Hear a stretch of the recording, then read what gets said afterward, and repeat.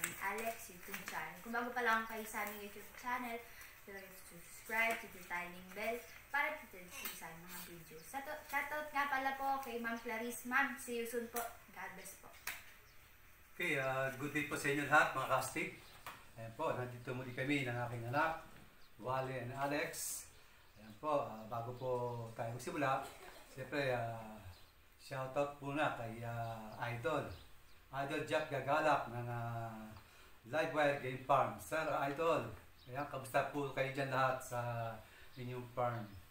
Ayan, ganda po sa inyo pong may bahay kay Ma'am Clarice.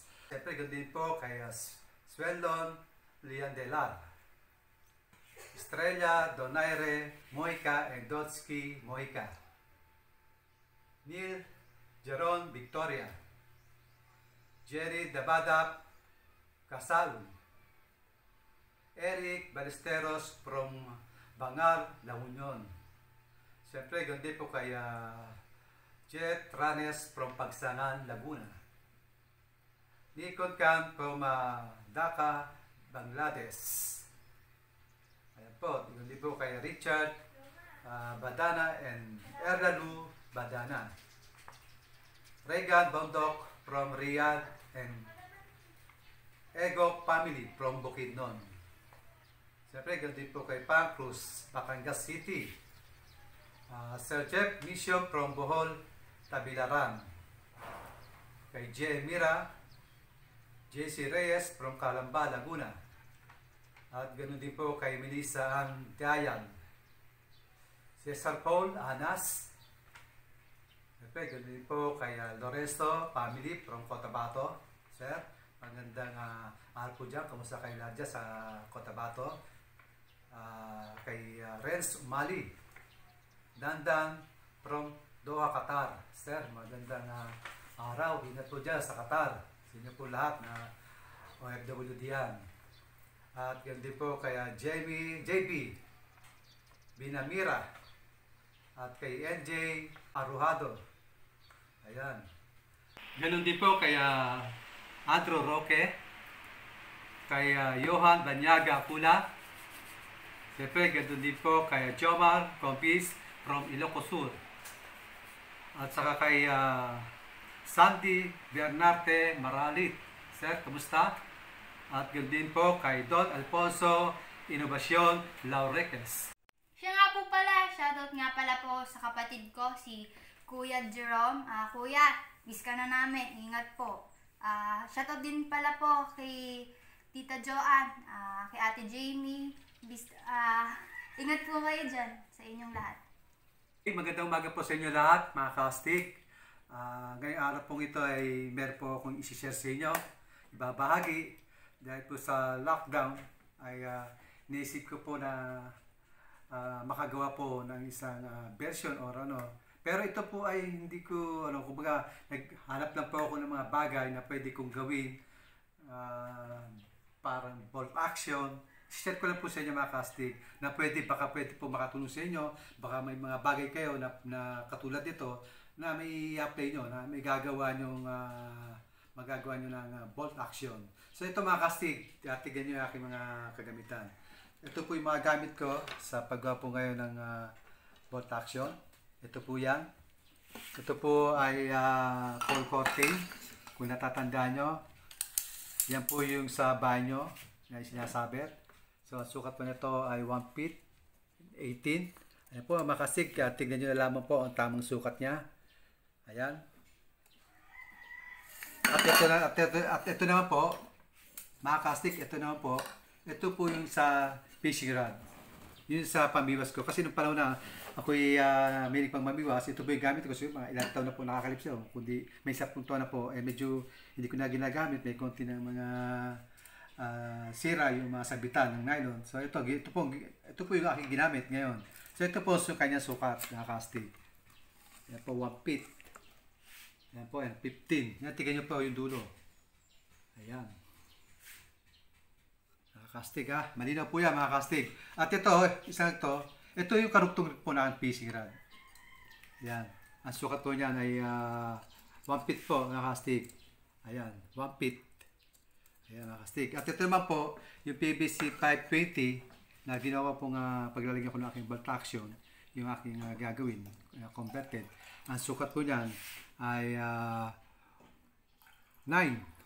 Yan po, 9 ang sukat niya. Ayan, napansin mula sa akin sa udulo hanggang dyan po.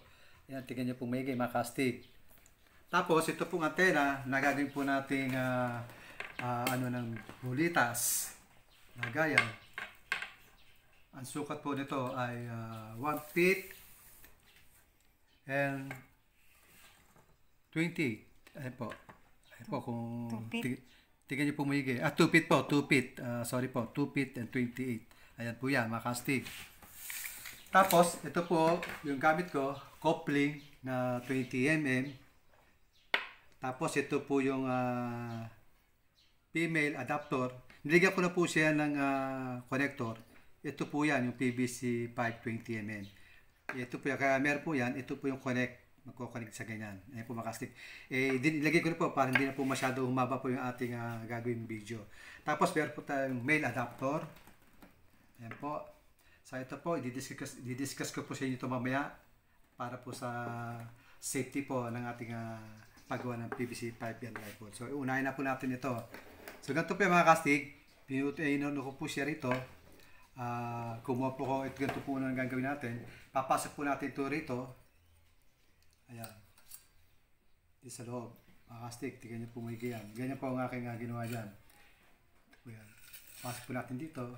Kita nyo, napapasin, may butas na po siya. Ayan po. Tapos may butas na rin po ito. Kung napasin, meron po siya butas. Yan po butas niya, yan po purpose po niya. Yan po yung lagyan po natin ng, meron na po siyang butas. Ito po ilagayan ng magnet. Ayan po magkabila. Hindi ko na po ipapakita sa inyo actual. Madali na po yan. Dudurugin nyo lang po yung magnet. Ilalagay nyo po dito. Lalagyan yung super glue. Magkabila po yan. Siya po yung magsisilbing yung mag-hold. Pag ilagay nyo po yung bala dito, sa butas ito, gugulo po dito yan.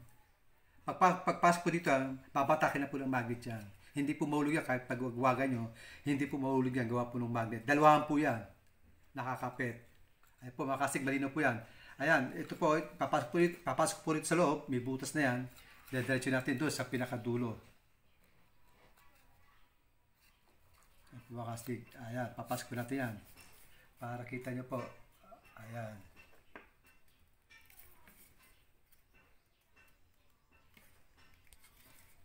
Hilay lang po natin.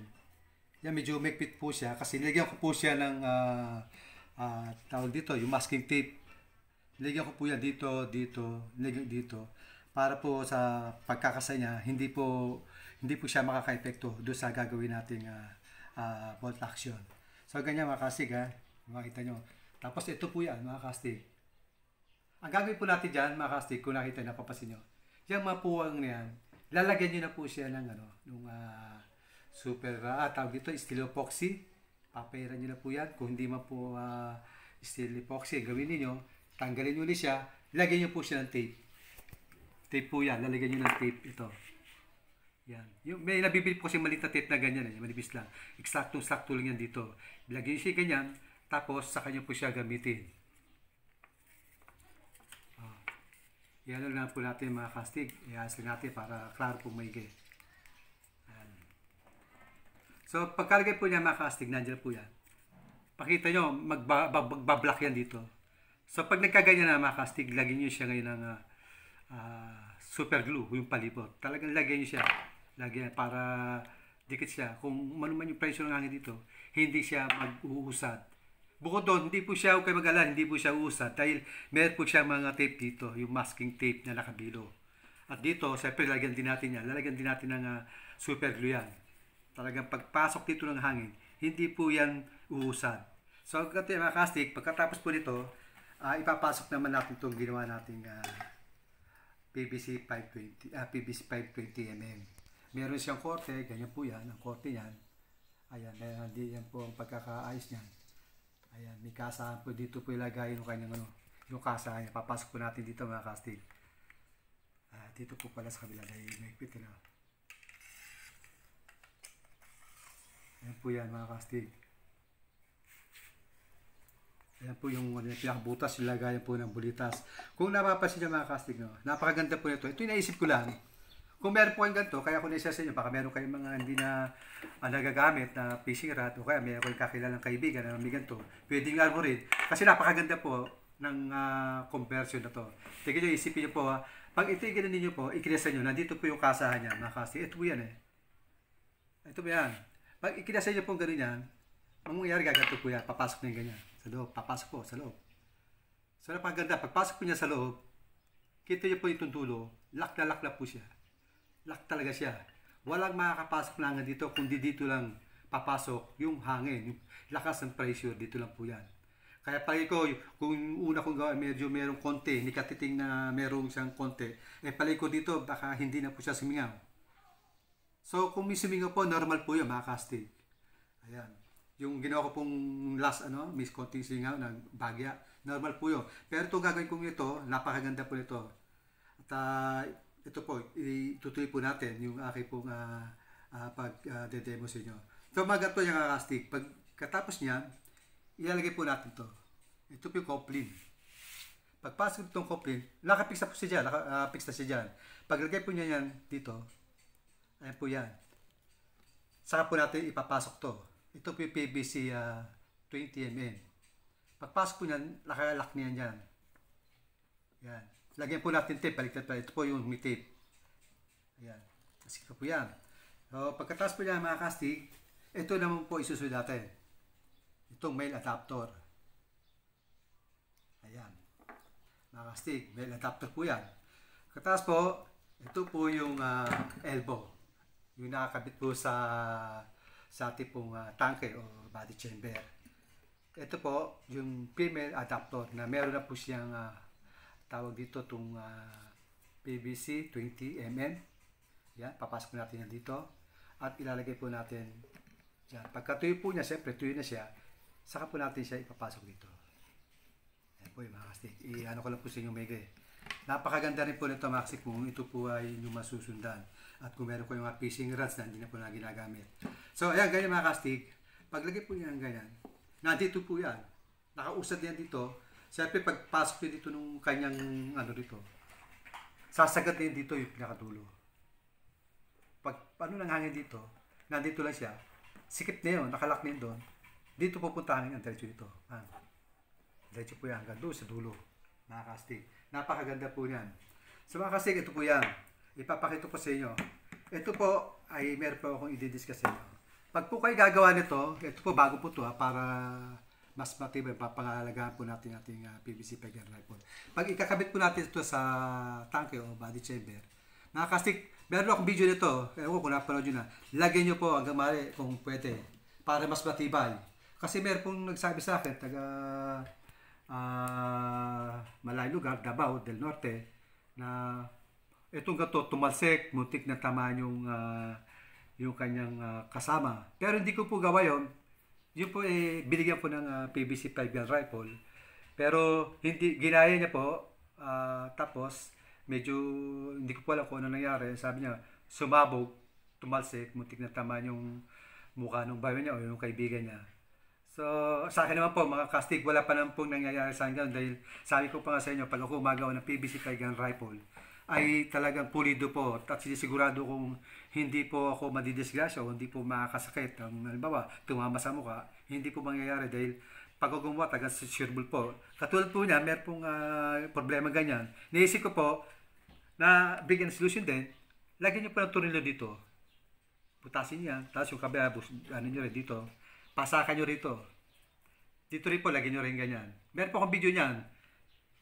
Pagkatapos, pagkalagay nyo po yan, dito magbutas po yan, ipapasok na sa pinaka-butas ng pinaka-body chamber.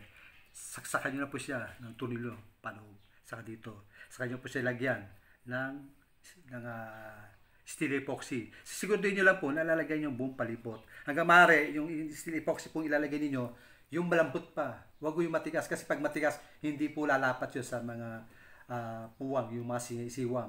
Kailangan po malambot pa lang yan paglalagay nyo. Para yung lambot na yun, pumasok doon sa tabi-tabihan ng mga siwang. Tapos sa kanya po, pag tuyo na, yung steel epoxy, apply nyo lang po siya ng super glue hanggang flooring. Ay, napakatibay po niya mga casting. Yan, ganito po yung casting. Naituro ko sa inyo. Sana gawin niyo yung aking advice sa inyo para po sa inyong PVC pipe gun driver para po tumaga siya. So ito po yung kastig. Ito po yan. Ito ko lang pa siya makastig. Ito. Meron po yan tornilyo na nasa loob. Nasa loob. Kaya hindi po siya aangat na gano'n. Saka bukod doon, kahit hindi ko po siya lagyan ng tornilyo, hindi po nangyari pa sa ang dami ko na pong PVC pipe gun driver na naipamigay. Pinagsama ko, hindi naman nangyayari. Nagtataka nga po ako kung bakit merong mga gumagawa na tumatalsik yung ganito. Yung nangyari po sa akin dito, yung pinakalalagayan din ko, tumalsik na po yun. Kaya nga po, sabi sa inyo, nilagyan ko po ng tawag dito PVC ball valve na nagko-control ng hangin na malakas para hindi po sumabog o umangat yung ating pump or yung ating matagal yung ating ano. Ito po yung napakalaking bagay po nitong PVC ball valve. Yan po ang yan. Ito po, ipapasok po natin yan mga kastigan. Ito po yan.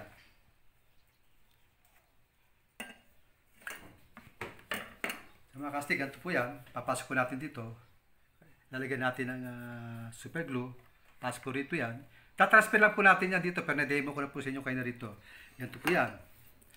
Tapos mga kastig, ito po kung napapansin nyo. Meron po ako ito. Coupling din po ito. Kailangan po meron kayo ito para magsilbing kayo dito. Para matibay po yung inyong barrel. Kahit malakas, sisikad yung ano, hindi po siya aangat. Dahil meron po siyang pinakapasukan po nito ay yung ring. Yung pasukan po nitong pinaka-barrel. Ganyan po yung mga kastig. Ayan, napansin nyo kasya. Oh. Ayan, saka nyo po ipasok to. Ayan. Tapos lagay nyo po yan dito mga kastig. Ayan na po, napakasimple lang po yan mga kastig. Ayan po yan. Tapos mga kastig, kita nyo po yung ano yan. Medyo iaangat natin. Ayan. Lagyan po natin. Kita nyo po yan mga kastig ha. Ayan po yung lagay po ng bulitas. Ayan. Ayan po mga kastig. Lalagyan po natin yan. Ayan po forma niya mga kastig. Ayan po yan. So ito mga kastig, lalagyan po natin ng super glue. Para makita nyo po na meron po tayong yung naikakasa po siya. Ayan mga kastig. Yan kung nakapasin nyo nga dito, di ba nakita nyo rito kayo na pag igino siya, sagad na siya. Sakal na siya dito sa pinaka PVC 520. Kaya yung sabihin yung pagpasok ng hangin dito, hindi na po siya para sisingaw pa rito sa ano, hindi na po dahil siya nakalock na. Lock na siya, sakal na siya nung PVC 20 mm. At ito po ang mag-guide po rito yan. Pag ilagay niyo po rito yan, pag igino niyo yan dito, wala na po yan. Tapos ilalak yung ganyan. Ay, okay na yan. So ikakabit po natin mga kastig. Kakabit po natin para malinaw, para klaro po sa inyo lahat. Napakadali lang pong matuloy na ito mga kastig. Dito po yan. Para siya po yung magsisilbing magdalak. Doon sa pinaka. Ito po papakita ko po sa inyo ulit. Baka sabihin nyo, pabalik-balik ako. Hindi po. Gusto ko lang pong iklaro ng mabuti sa inyo, kaya binabalik-balikan natin. So ganito po yan. Pag ganyan nyo po yan mga kastig, pag ikinasalba na dito po yung kasa niya, higpit na po yan. Pagka ganyan yan, higpit na po yan dito. Yung nakita nyo rito kayo na, yung pinaka, yung itong piece rod na to. Pagpasok nito sa ganito, yung pinaka PVC 20 mm, nakasakal na po siya, hindi siya kasya, hindi siya lumalampas. Kasi sakal na po siya ron. Doon na po yung pinaka dead end niya. So, ang mangyayari niya kastig, ganito gagawin natin. Ganito paglalagay ng ating pong, ito pong kasahan na to. Dito po yan. Ibabalik po natin yan. Kung nariyan po yung butas niya, ayan po. Ayan po yung butas. Dito po natin ilalagay ito mga kastig. Ayan. Ayan po mga kastig. Malinaw na malinaw po yan. Klaro po yan sa inyo. Dito po natin, kaya po, mabis lang po tumato yung mga kastig. Kaya po dito natin ito nilagay na to para pagkasap po yan doon. Saktong-sakto po yan dito. Hanggang dumating itong kasana dito, hanggang may lakto rito. Nakahaka po yun dito yun sa dulo. Ayan, medyo patuloy na po natin na konti.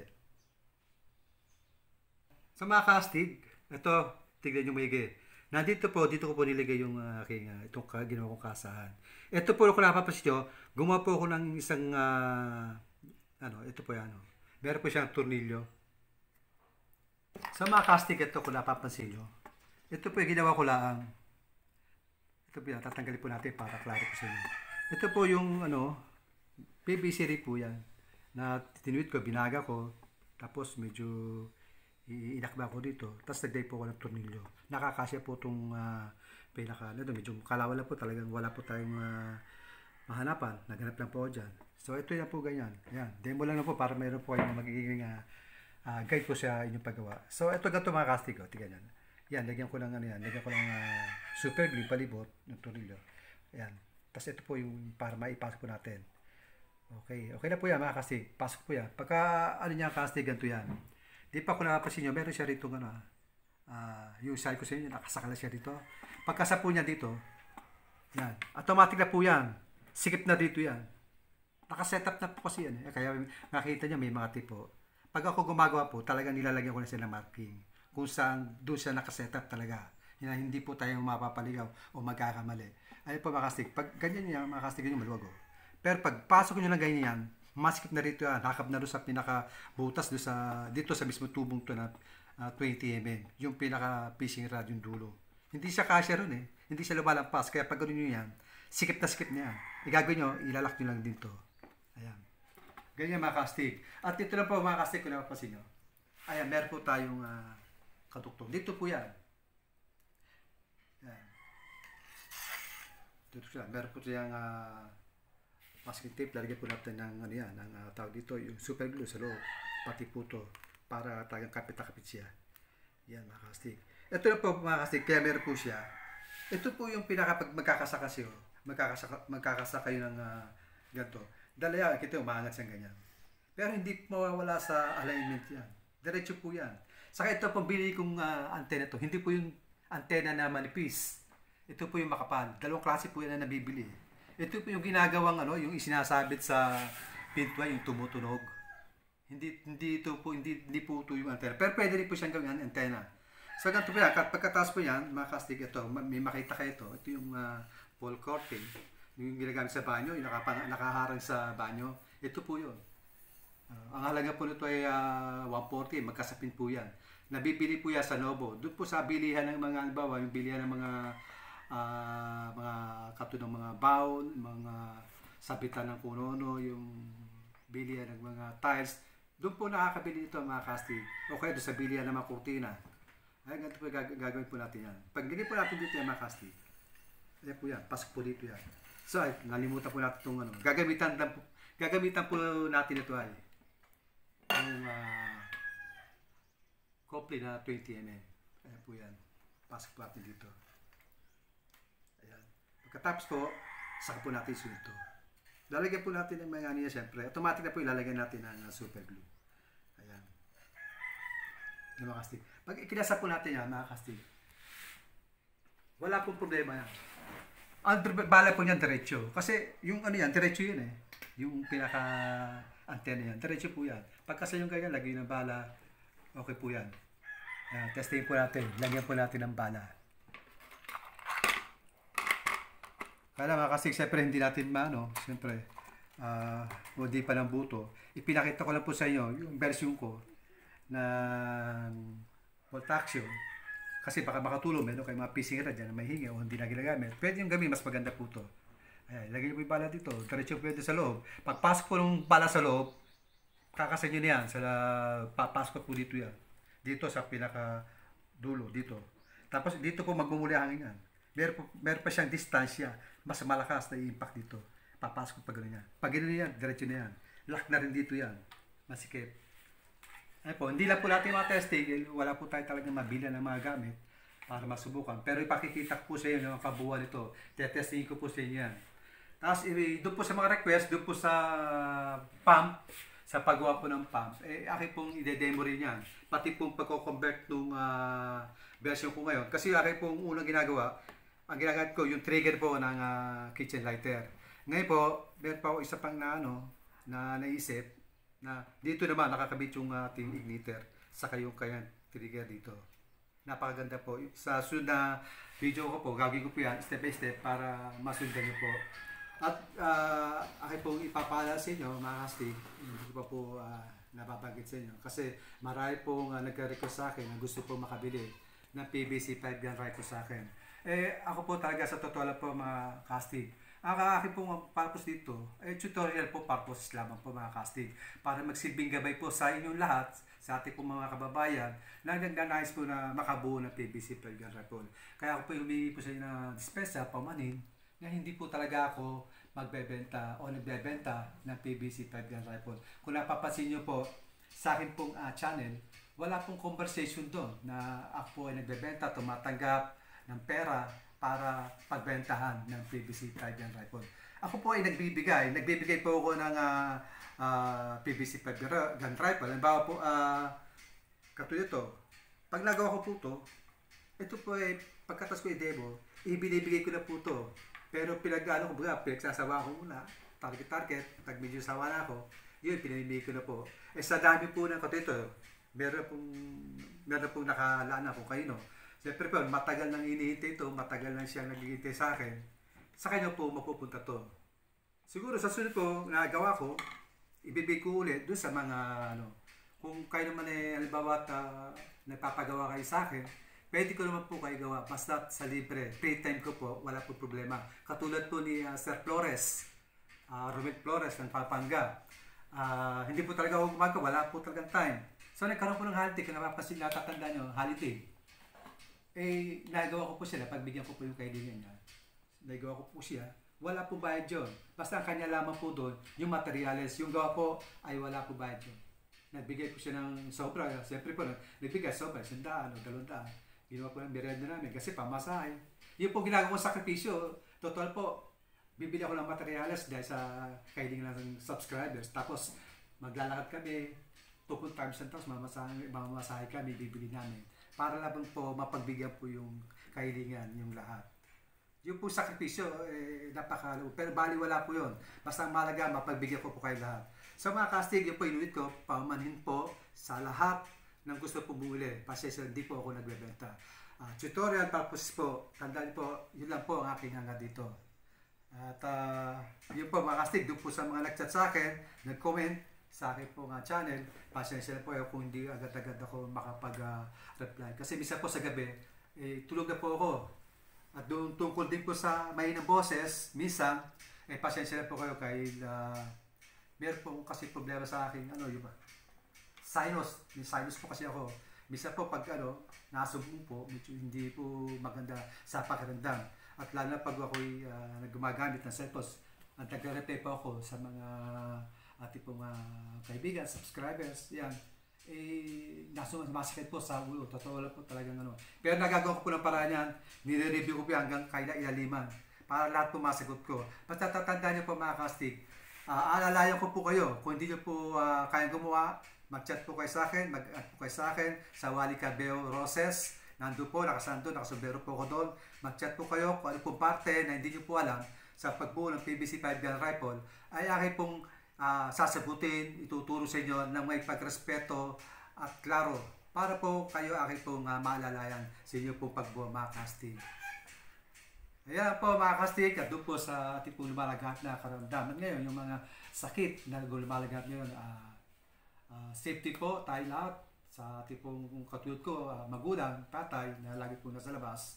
So pagdating po natin dito, lagi po tayo maghuhugas ng kamay, alcohol, para makasigurado po tayo na maging ligtas po ang ating pamilya, maproteksyonan po natin sila. Kasi po hindi po biro ngayon ang lumalagayat na COVID-19. Kung di po ako nagkakamali, wala pa pong lunas ito. Kaya ang kailangan po natin, matinding pag-iingat po. At yung pong mga binibigay po ng gobyerno ng ating barangay, instruction, na quarantine, nasa bahay po tayo, makakabuti po para sa atin lahat. Sundin po natin yan. Kung hindi po natin susundin yan, makastig, maaaring mangyari sa atin, magsisi po tayo sa huli. Huwag natin po baliwalain. Yan po lumalagat na sakit na yan.